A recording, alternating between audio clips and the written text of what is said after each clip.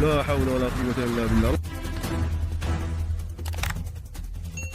شوف الحفرة يا बिस्मिल्लाहिर्रहमानिर्रहीम अस्सलामुअलैकुम वरहमतुल्लाहि वबरकातुहू। की हाल चाल है जी? ठीक ठाक हो? उम्मीद है अल्लाह ताला दे हुक्म दे नाल इंशाअल्लाह तुसीं सारे ठीक ठाक होवोगे।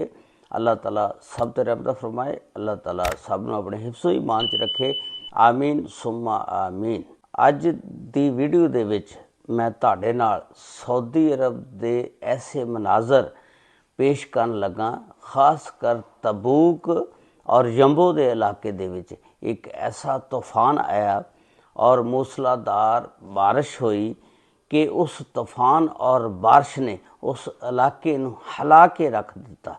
पानी इन्ना आ कि यकीन करो कि सड़कां जड़ियां टुट गईयां, उन्हां दे विच खड्डे पै गए ने। इस तरह लग रहा जिस तरह इत्थे दरिया जिहड़ा चल पिया आ और नदी नालियां दी शक्ल अख्तियार कर ली है बारिश दे पानी ने। इन्ना पानी आ इमारतां ते छत्तां नूं भी नुकसान पहुंचिया ते खंभे भी गिरे पे आ ते गड्डियां भी फसियां होईयां ने।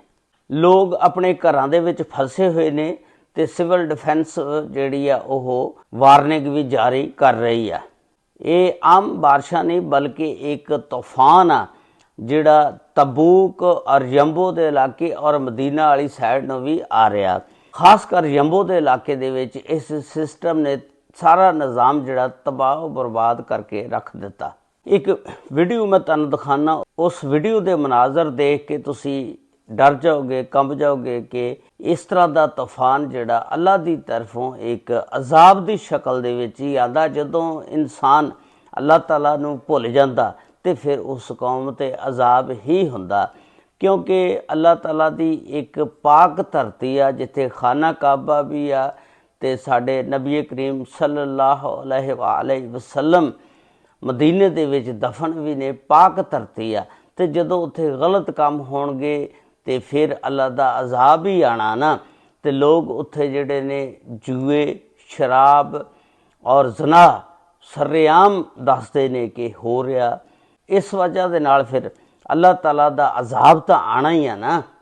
कई लोग अपने घरां दे उत्ते चढ़ के ते कोई मजबूत जगह लभ रहे ने। बच्चे ते औरतां जिहड़े ने वो खौफज़दा ने। सिविल डिफेंस दीयां टीमां ने कई लोकां नूं रेस्क्यू कीता ते कुछ इलाके मुकम्मल तौर ते सील कर दिते गए ने। पानी वाले इलाकों नूं बिल्कुल क्रॉस ना करो। गड्डियां जड़ियां अपने घर ही लैके रवो, गड्डी लैके बाहर ना निकलो, उत्थे ही रवो जिथे तुसी फिलहाल रह रहे हो।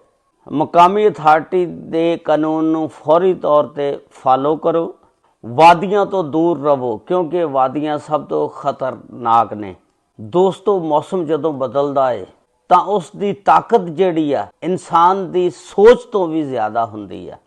सानू दुआ करनी चाहिए कि अल्लाह ताला सानू सारे मुसलमानां नू हर आफत तो महफूज फरमाए। तुहाडे भी रिश्तेदार अजीज़ो अरब अगर इन्हां इलाकिਆਂ दे विच रहिंदे ने, उन्हां दी खैरियत मालूम करो कि वो भी ठीक ठाक ने।